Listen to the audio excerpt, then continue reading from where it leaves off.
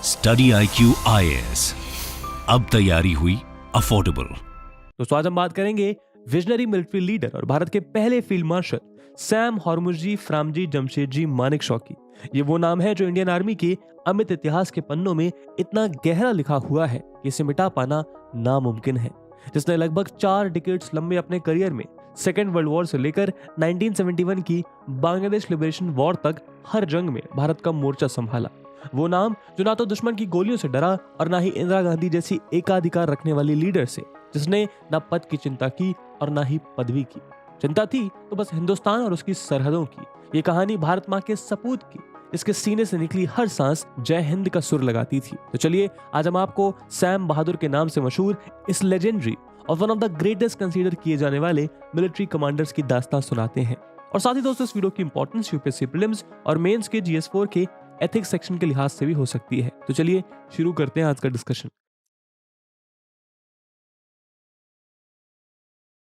दोस्तों अगर हम फील्ड मार्शल सैम मानेकशॉ की लाइफ स्टोरी पर गौर करें तो हम पाएंगे कि शायद उनका और भारत का कोई अटूट रिश्ता ही था, जिसकी वजह से बहुत सारे उठापटक के बाद भी वो भारत से और भारत उनसे अलग नहीं हो पाया। एक परंपरागत पारसी फैमिली से आने वाले सैम मानेकशॉ के पिता हॉर्मुसजी मानेकशॉ पेशे से डॉक्टर थे, जो आज के कोस्टल गुजरात रीजन के वलसाड़ में अपनी फैमिली के साथ रहा करते थे।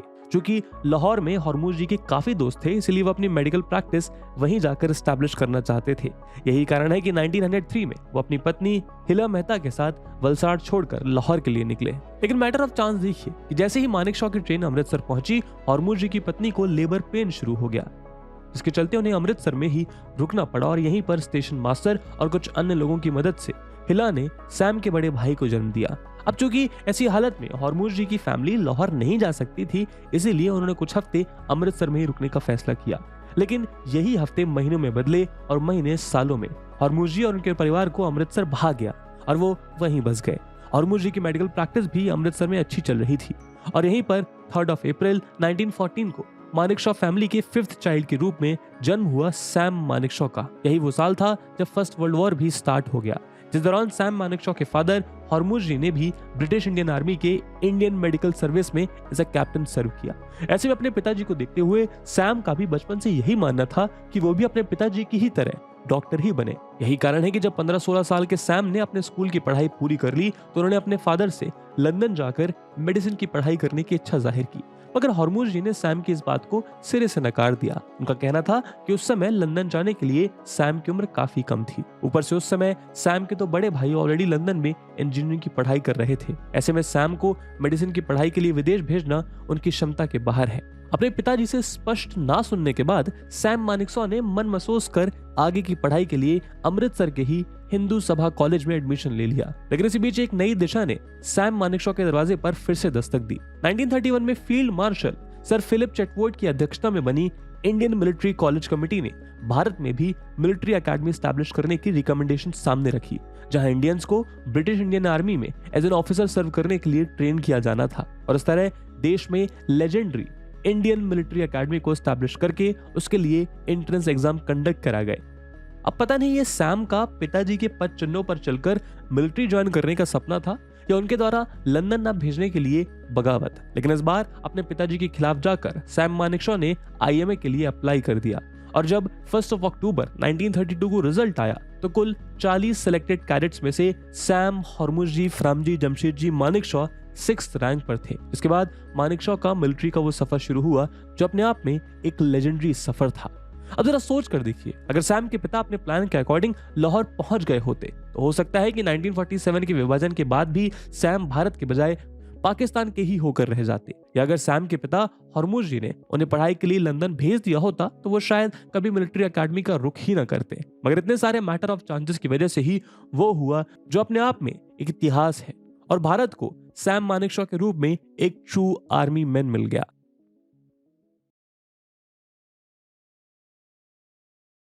दोस्तों सैम मानेकशॉ ने भले ही ब्रिटिश इंडियन आर्मी अपनी जिद पूरी करने के लिए ज्वाइन की हो, लेकिन इसमें कोई दो राय नहीं है कि उनका जन्म ही एक आर्मी मैन बनने के लिए ही हुआ था।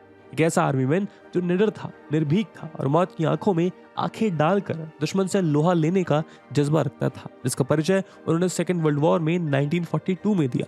असल में उस दौरान युद्ध के हालात और शॉर्टेज ऑफ स्टाफ को देखते हुए सैम मानेकशॉ को डबल प्रमोशन दिया गया। इस एडिशनल रिस्पॉन्सिबिलिटी के साथ ब्रिटिश इंडियन आर्मी के यंग कैप्टन के रूप में बर्मा में सितांग रिवर के किनारे जापानीज फोर्सेस से लोहा ले रहे थे, जहां दोनों दलों के बीच एक भीषण युद्ध छिड़ा हुआ था। इसी बीच जापानी सोल्जर्स द्वारा मशीन गन से फायर की हुई 9 गोलियां सैम मानेकशॉ के लंग्स, स्टमक, लीवर, इंटेस्टाइन और किडनीज को छलनी करती हुई शरीर के पार हो गई। मगर ऐसी हालात में भी मानेकशॉ 36 घंटों तक युद्ध के मैदान पर यूं ही अनकॉन्शियस स्टेट में पड़े रहे।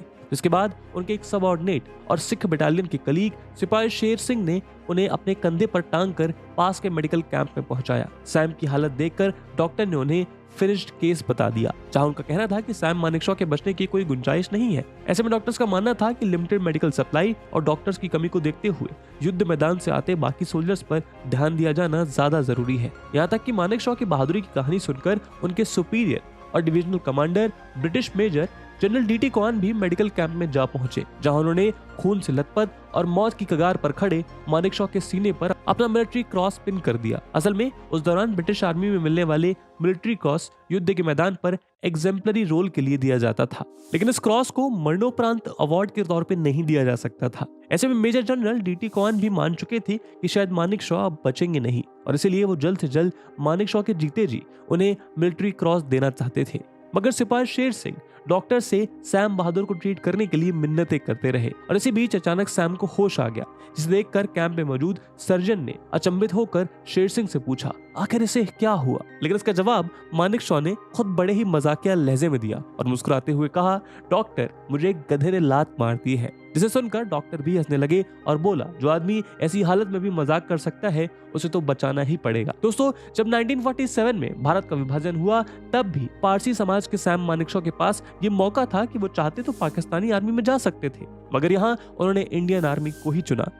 इसके बाद उन्हें गोरखा राइफल्स में तैनात कर दिया गया, जहां के सोल्जर्स ने आगे जाकर सैम मानेकशॉ के टंग ट्विस्टर जैसे नाम के बजाय उन्हें नाम दिया सैम बहादुर। वहीं विभाजन के साथ ही जब पाकिस्तान ने ट्राइबल रेबेलियंस की आड़ में कश्मीर घाटी पर हमला कर दिया, तब भी सरदार वल्लभ भाई पटेल के विश्वास पात्र माने जाने वाले मानेकशॉ ने एक की प्लानर की भूमिका निभाई। मगर मानेकशॉ केवल खुद निडर नहीं थे, बल्कि वो अपने कमांड में सबको निडर रहने के लिए उत्साहित करते थे। निडर अपने शत्रु से और निडर किसी भी परिस्थिति से। उदाहरण के लिए 1962 का इंडो-सिनो वॉर चल रहा था। भारत की सेना बैकफुट पे थी और चाइनीज एग्रेशन के साथ साथ इंडियन गवर्नमेंट के नेगेटिव रवैये से भारतीय सेना का मोराल भी जमीन छूने को था। इसी बीच तेजी से बदलते घटनाक्रम के चलते कमांडिंग 4 कोर के general officer lieutenant general Brijmohan Kaul को हटाकर नॉर्थ ईस्ट इंडिया में मोर्चा संभालने खुद जनरल मानेकशॉ को भेजा गया। वहां पहुंचते ही उन्होंने अपने डीमोरलाइज्ड ट्रूप्स के लिए जो पहला ऑर्डर पास किया था वो था, there will be no withdrawal without written orders and these orders shall never be issued. यानी आपके बाद बिना किसी रिटन ऑर्डर के भारतीय सेना पीछे नहीं हटेगी, और जब तक सैम यहाँ पर है ऐसा कोई ऑर्डर कभी इशू नहीं होगा। सैम अपने सोल्जर्स को ये भरोसा दिला पाते थे क्योंकि वो खुद करेज, डेकोरम और लिव बाय वर्ड्स का जीता जागता उदाहरण थे। यही कारण है कि जब बांग्लादेश लिबरेशन वॉर के बाद पाकिस्तान के 90,000 सोल्जर से ज्यादा पीओडब्ल्यूज की तरह भारत में थे, तब चीफ ऑफ आर्मी स्टाफ के तौर पर उनकी वेलबींग भी मानेकशॉ की ही जिम्मेदारी थी। ऐसे में अपनी जिम्मेदारी को समझते हुए मानेकशॉ खुद पाकिस्तान के कैंप्स में जाकर अरेंजमेंट्स का जायजा लिया करते थे। वो अक्सर उनसे पूछते थे कि क्या कैंप में मॉस्किटो नेट सफिशिएंट है, क्या खाने की क्वालिटी अच्छी है। इसी कड़ी में एक बार वो इंस्पेक्शन करने वॉशरूम्स जहां पहुंचे, जहां एक पाकिस्तानी सोल्जर टॉयलेट क्लीन कर रहा था। Indian chief of army staff के रूप में मानेकशॉ को वहां देखकर पाकिस्तानी सोल्जर हड़बड़ा के खड़ा हो गया और उन्हें सैल्यूट करने लगा। इसके जवाब में मानेकशॉ ने हैंडशेक के लिए अपना हाथ उसकी ओर बढ़ा दिया, मगर टॉयलेट धोकर उठे पाकिस्तानी जवान ने शर्मिंदा होते हुए अपने हाथ आगे नहीं बढ़ाए। इसे देखकर मानेकशॉ ने पूछा, क्या बात है, मुझसे हाथ भी नहीं मिलाएगा। मानेकशॉ का ऐसा व्यवहार देखकर पाकिस्तानी सोल्जर बोला, सर अब मुझे समझ आ गया कि आप लोग इस जंग में क्यों जीते। हमारे वाले तो अपने आप को नवाबजादे समझते हैं। यही नहीं, मानेकशॉ हमेशा देश की सेना और अपने साथी जवानों के बारे में ही सोचते थे। उनके लिए अपनी सेना की परिस्थिति से ज्यादा और कुछ मायने नहीं रखता था। उनकी इसी जज्बे की वजह से जब मानेकशॉ बांग्लादेश विक्ट्री के बाद नेपाल विजिट के लिए गए तो वहां के किंग महेंद्र ने उन्हें रॉयल नेपाल आर्मी के ऑनरी जनरल का टाइटल और स्वॉर्ड सम्मान सहित भेंट किया और यहीं से भारत और नेपाल के बीच एक दूसरे की आर्मीज के चीफ को ऑनररी जनरल की उपाधि दिए जाने का चलन शुरू हुआ। इसी कड़ी में 1972 में मानेकशॉ को पद्म विभूषण भी दिया गया, जिसके बाद 1973 में उन्हें भारत का पहला फील्ड मार्शल नियुक्त किया गया। यहाँ तक कि एक समय में मानेकशॉ के लिए भारत रत्न की मांग भी काफी जोर शोर से उठी थी, मगर वो हो नहीं सका। ऐसे में हम देख सकते हैं कि मानेकशॉ इंडियन आर्मी में ध्रुव तारे के समान थे, जो हमेशा अपनी जगह अटल रहे। तो फील्ड मार्शल सैम मानेकशॉ को सैम बहादुर नाम यूं ही नहीं मिला था। उन्हें बहादुर इसलिए भी कहा जाता था क्योंकि उनके सामने कोई भी क्यों न खड़ा हो, मानेकशॉ ने कभी भी किसी की जी हजूरी नहीं की, क्योंकि वो मानते थे कि उनकी जवाबदेही केवल देश के प्रति थी। ऐसे में उनका हर जवाब बेबाक हुआ करता था। सैम की जिंदगी से जुड़े ऐसे कई इंसिडेंट्स उनके इसी अंदाज को बयान करते हैं। वो 1971 का साल था। ईस्ट पाकिस्तान, जिसे हम आज बांग्लादेश के नाम से जानते हैं, वेस्ट पाकिस्तान से अलग होने के लिए एड़ी चोटी का जोर लगा रहा था और इसी कोशिश में भारत बांग्लादेश के साथ खड़ा था। इसी कड़ी में अप्रैल 1971 में देश की तत्कालीन प्रधानमंत्री श्रीमती इंदिरा गांधी जी ने एक कैबिनेट मीटिंग बुलवाई। असल में इस मीटिंग का एजेंडा ये था कि भारत किस तरह जल्द से जल्द अपनी सेना को युद्ध के मैदान पर उतार कर पाकिस्तान से बांग्लादेश को आजादी दिलवाए, और इसी की रूपरेखा तैयार करने के लिए आर्मी चीफ मानेकशॉ को भी इस मीटिंग में शामिल होने का समन भेजा गया। आर्मी चीफ सैम के इस मीटिंग में पहुंचते ही इंदिरा ने उन पर एक सवाल दागा कि बांग्लादेश में बिगड़ते हुए हाल के चलते वहां से भारत में आने वाले रेफ्यूजीज की संख्या बढ़ती जा रही है। इस समस्या से लड़ने के लिए आर्मी चीफ सैम क्या कर रहे हैं? पीएम इंदिरा का यह सवाल सुनते ही मानेकशॉ ने भी गरज कर जवाब दिया कि मैं इस मामले में कुछ भी नहीं कर रहा हूं। उनका कहना था कि जब इंडियन पीएम इंदिरा गांधी ने रॉ और बीएसएफ की मदद से बांग्लादेश में पाकिस्तान के विरुद्ध बगावत के बीज बोए, तब उन्होंने ऐसा करने से पहले आर्मी चीफ मानेकशॉ से विचार विमर्श नहीं किया था। ऐसे में अब जब इंदिरा गांधी के गलत फैसले से जो रेफ्यूजी क्राइसिस खड़ी हुई है, उसके लिए भी मानेकशॉ खुद कुछ नहीं कर सकते हैं। मानेकशॉ के सीधे जवाब से इंदिरा गांधी ने तमतमाते हुए कहा कि वो चाहती हैं कि आर्मी पाकिस्तान पे हमला कर दे, क्योंकि सर वैसा करके ही इस समस्या को सुलझाया जा सकता है। इंदिरा गांधी से ऐसा सुनते ही मानेकशॉ ने एक बार फिर कहा कि यदि आप वॉर के लिए तैयार हैं तो वॉर होगी, लेकिन मैं इस वॉर के लिए बिल्कुल तैयार नहीं हूं। मानेकशॉ का ये जवाब सुनते ही, इससे पहले कि इंदिरा कुछ बोल पाती, मानेकशॉ ने अपने इस जवाब के कारण को समझाना शुरू कर दिया। आर्मी चीफ मानेकशॉ का कहना था कि अप्रैल के महीने में पाकिस्तान पर हमला करना भारत के लिए एक भारी भूल साबित हो सकती है। उन्होंने कहा, this is the end of April, the Himalayan passes are opening and there can be an attack from China. मतलब इस समर्स के मौसम में नॉर्दर्न हिमालयाज के सभी पासेस और रोड्स पूरी तरह खुले होते हैं। ऐसे में हो सकता है कि अगर भारत पाकिस्तान पर हमला करे तो उसका फायदा उठाकर चाइना पीछे से भारत पर वार कर दे। यही नहीं, मानेकशॉ ने कैबिनेट मीटिंग में बैठे सभी को यह बात भी समझाई कि वो उस समय भारत के पीक हार्वेस्ट का सीजन होता है। ऐसे में जनरली उस सीजन में रेल और रोड ट्रांसपोर्ट के जरिए देश भर में अनाज लाया और ले जाया जाता है। लेकिन यदि भारत ने समर्स में पाकिस्तान पर अटैक किया तो आर्मी को पूरी रेल लाइन और रोड ट्रांसपोर्ट, अपने इक्विपमेंट्स और सोल्जर्स को जल्द से जल्द बॉर्डर एरियाज में पहुंचाने के लिए ऑक्युपाई करने पड़ेंगे। ऐसे में देश भर में फूड क्रॉप की कमी की समस्या पैदा हो सकती है। सिमिलरली अप्रैल में शुरू हुआ युद्ध अगर जून और जुलाई तक खिंचा तो खासतौर पर नॉर्थ ईस्ट इंडिया में पैदा होने वाली हैवी मॉनसून और फ्लड की स्थिति इंडियन आर्मी और एयर सपोर्ट के लिए एक नई समस्या खड़ी कर सकती है। ऐसे में इस समय युद्ध के लिए बिल्कुल भी उचित नहीं है। अभी सैम के जवाब को सुनकर कैबिनेट मीटिंग में बैठे सभी सदस्य अपना मन बना ही रहे थे कि सैम मानेकशॉ ने एक और बात जोड़ी। सैम ने सदस्यों को बताया कि उनके आर्मर डिवीजन में 189 ऑपरेशनल टैंक्स होने चाहिए, लेकिन उनके पास 11 ही ऐसे टैंक्स हैं जो वॉर में काम में लाए जा सकते हैं। उनकी इसी बात को बीच में टोकते ही फाइनेंस मिनिस्टर ने पूछा कि आखिर आर्मी के पास 189 के बजाय केवल 11 ही ऑपरेशनल टैंक्स क्यों है? तो सैम मानेकशॉ ने एक बार फिर उनकी ओर देखते हुए कहा कि आपकी वजह से मैं बीते 1 से 1.5 साल से आपसे टैंक्स के लिए लगातार फंड्स मांग रहा, लेकिन आपकी फाइनेंस मिनिस्ट्री उसे अप्रूव ही नहीं कर पा रही। इसके बाद एक बार फिर सैम मानेकशॉ ने पीएम इंदिरा गांधी की तरफ रुख किया और पूछा, क्या आप अब भी मुझे वॉर ऑर्डर्स देना चाहती हैं? तो उसके जवाब में पीएम इंदिरा गांधी ने अपने दांत भींचते हुए कैबिनेट मीटिंग को वहीं खत्म कर दिया। लेकिन जैसे ही मिनिस्टर्स ने मीटिंग रूम से निकलना शुरू किया तो पीएम इंदिरा ने सैम को कमरे में ही रुकने का आदेश दिया। जिसके बाद कमरा खाली होते ही सैम ने पीएम से पूछा, क्या मुझे फिजिकल या मेंटल हेल्थ के ग्राउंड्स पर अपना रेजिग्नेशन सौंप देना चाहिए, क्योंकि वो इन कंडीशंस में पीएम के कहने पर अपनी सेना को युद्ध में झोंकने को तैयार नहीं है। जिसके जवाब में इंदिरा गांधी ने उनका रेजिग्नेशन अस्वीकार कर दिया और मानेकशॉ से कहा कि मैं जानती हूँ कि आप जो कह रहे हैं वो एकदम सही है, लेकिन आप भी जानते हैं कि मुझे इस वक्त क्या चाहिए। इंदिरा का ये जवाब सुनकर सैम ने मुस्कुराकर कहा कि मेरा काम है मेरे देश के लिए लड़ना और हर लड़ाई को अपने देश के लिए जीतना, और इसीलिए ये जरूरी है कि मैं आपको सच बताऊं, और मैंने वही किया। लेकिन मैं जानता हूं आपको क्या चाहिए और मैं आपको वो दूंगा। दोस्तों, अप्रैल में हुई मीटिंग के लगभग 7 महीने बाद एक बार फिर इंदिरा गांधी ने आर्मी चीफ मानेकशॉ के सामने अपना प्रश्न दोहराया कि क्या वो युद्ध के लिए तैयार है, और इस बार मानेकशॉ ने मुस्कुरा कर कहा, I am always ready sweetie. इसके बाद अपने कर्तव्य और बात पर हमेशा खरे उतरने वाले मानेकशॉ ने सही समय पर देश के साथ साथ पीएम इंदिरा को भी वो दिया जिसका उन्हें बेसब्री से इंतजार था। भारत ने पाकिस्तान से युद्ध करके उसे 2 अलग अलग भागों में बांट दिया, लेकिन पाकिस्तान का इस तरह 2 हिस्सों में बंट जाने को लेकर भी मानेकशॉ से जुड़ा अपना एक अलग किस्सा है। असल में 1971 वॉर के दौरान पाकिस्तान के तत्कालीन राष्ट्रपति याह्या खान और सैम मानेकशॉ 1947 के पहले ब्रिटिश आर्मी में एक साथ थे और काफी अच्छे दोस्त हुआ करते थे। लेकिन जब देश का बंटवारा हुआ तो याह्या खान पाकिस्तान फौज में चले गए, वहीं मानेकशॉ